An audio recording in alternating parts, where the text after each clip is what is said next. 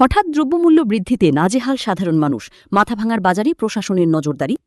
হঠাৎ করেই নিত্য প্রয়োজনীয় দ্রব্যের অস্বাভাবিক মূল্যবৃদ্ধিতে চাপে পড়েছেন সাধারণ মানুষ। চাল, ডাল, ভোজ্য তেল, সবজি, মাছ, ডিম প্রায় সব পণ্যের দামই বেড়েছে।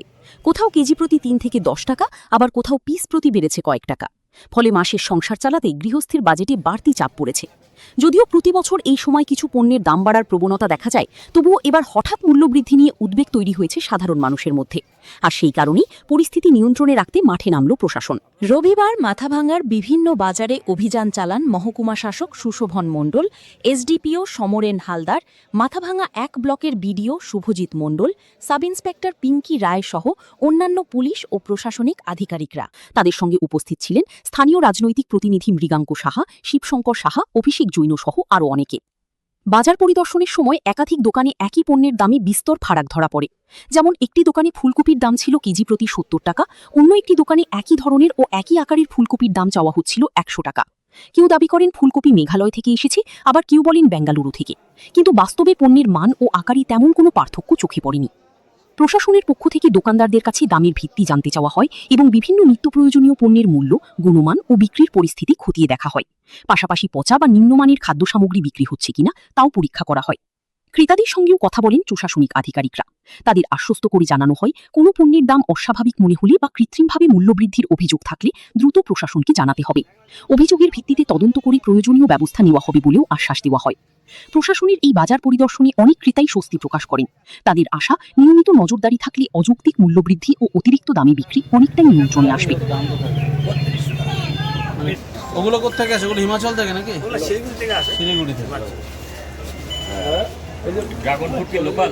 হ্যাঁ, কত করে কেজি আছে? 140 সামনে কাস্টমার যাতে কাস্টমার যাতে 300 টাকা কেজি বিক্রি হতে দেখি। হ্যাঁ হ্যাঁ 300 টাকা। সব একদম ফ্রেশ সবজি রাখেন তো? একদম ফ্রেশ। এই যে আমার দোকানের সামনে উল্টো পাল্টা পচা পচা সবজি রাখবেন না। সব একসাথে। হ্যাঁ হ্যাঁ আমাদের সব ফ্রেশ। কোনো সবজি দাম বেশি করে দাম আছে। ফুলকপি কত? ফুলকপি 80 টাকা কিলো। যেগুলো নষ্ট হয়ে যায় সবজি সেগুলো ফেলে দাও তো? লম্বা হয়, এটা হলো খাটো। এটা দাম কত? 30 টাকা কিলো। 60 টাকা। 60 টাকা কিলো।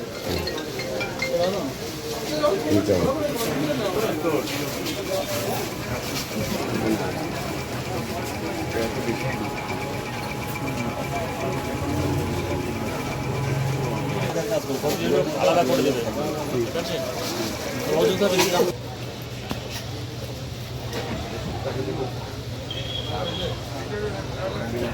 সবজি যেগুলো শুকিয়ে যাচ্ছে সেগুলো বাদ দিয়ে দেন তো? ফুলকপি কত? এক একটা কোয়ালিটি এক রকম দাম হয়তো। মেঘালয় থেকে আসছে তো সব। না না, এটা ব্যাঙ্গালো।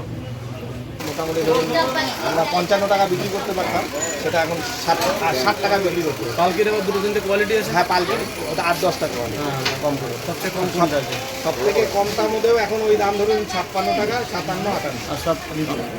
মাথাভাঙাতে একটু আগেই কোন চালটা সেল বেশি? ভাই কি বলতে চাইছেন স্যার? সেই দপ্তরে সেই কথাটা বলতে হবে। ধরো সেই জিনিসটা সেখানে গিয়ে বলবা, ঠিক আছে? এখানে ধরো এখন আমরা দেখতে পাচ্ছি এখানকার দাম কীরকম আছে। সেই ক্ষেত্রে যদি তোমাদের কোনো অসুবিধা হয় যে কোনো বেশি দাম নিচ্ছে, যা দাম হওয়া দরকার তার থেকে অনেক বেশি, সেরকম হলে আমাদের কাছে বলবা। আমরা তৎক্ষণাৎ সেই দোকানদারের বিরুদ্ধে আইনগতভাবে পদক্ষেপ গ্রহণ করবো। আজকে বিভিন্ন দপ্তরের আধিকারিকরা এসছেন, পুলিশ আধিকারিক, তারপরে বিডিও 1, আপনারাও এসছেন, জনপ্রতিনিধিরা। বিষয়টা কি একটু বলুন। আপনারা জানেন যে আজকে বাজারে মূল্যবৃদ্ধি যে হয়েছে তার বিভিন্ন ধরনের মূল্যায়ন করার জন্য আজকে আমাদের প্রশাসনের তরফ থেকে এখানে ভিজিট করতে এসছে। দামের বাজারে যেসব দামগুলো ওরা বাজার মানে যারা বেচাকেনা করে, বিভিন্ন জনের কাছে বিভিন্ন রকমের দামের মাল পাওয়া যাচ্ছে। একই মাল, খরিদ্দারের অনেক কমপ্লেন আছে যে একই জিনিস আজকে এক দোকানে যেই দাম নিচ্ছে, আবার পরের দিন আরেক দোকানে তার অজুহাত দিচ্ছে তারা যে মানে কস্টিং চার্জ বেশি পড়ে গেছে, যার জন্যে এখন খরিদ্দারগুলো বিভ্রান্ত হচ্ছে। তাই ওদের মানে একটা সুরাহা করার জন্য সবাই যেন সমতা বজায় থাকে, একটা প্যারালালের মধ্যে যেন রেটগুলো চলে। সব জায়গাতেই মোটামুটি ভ্যারি করে, তো এদিকে ওদিকে বাইরে থেকে এবং ভেতরে অনেক জায়গায় ভ্যারি করে, অনেক বিভিন্ন জায়গাতে নিয়ে আসে। তবু একটা কন্ট্রোলে আনার জন্য এই স্থায়ী প্রচেষ্টা হচ্ছে আর কি। এটা কি আপনারা প্রশাসনের কাছে কোনো কমপ্লেন করেছিলেন দলের তরফ থেকে? না, এটা প্রশাসনের থেকে কমপ্লেন করার দরকার নেই। এটা পাবলিকের যেটা চায় আর কি, হ্যাঁ, যে প্রশাসনকে হয়তো কেউ কমপ্লেন করেছে হয়তো, তার ফলে আজকে এটি বিভিন্ন মহলে ছড়িয়ে গেছে। তাই নির্দেশ এসছে উপর থেকে এগুলো ভিজিট করা হোক, যাতে যেন সবাই একটা মানে সমতার মধ্যে থাকতে পারে। আপনারা যে বাজার ঘুরলেন, সবজি বাজার, মাছ বাজার এবং এমনি গালামালের বাজার, তাতে কি আপনারা আশ্বস্ত? এখনও আশ্বস্ত তো পাচ্ছি না, কিছুদিন যাক, দেখি এই ভিজিটের পরে কি এফেক্ট হয় এটা, তারপরে আশ্বস্ত হওয়া যাবে।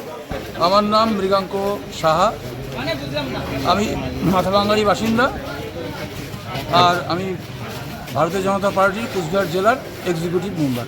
ধন্যবাদ।